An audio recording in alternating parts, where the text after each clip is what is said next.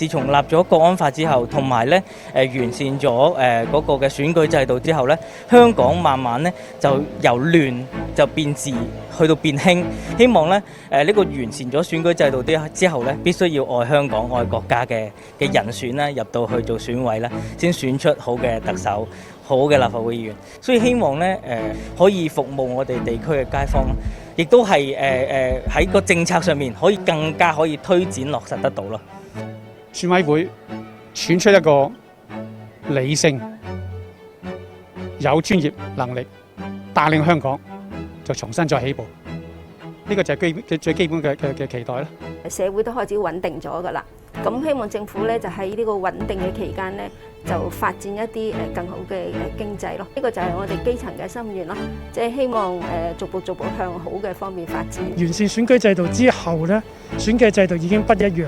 咁呢一個咧係為咗特區政府咧係帶嚟咗一個平穩嘅政治環境，係做好政府應該做嘅工作。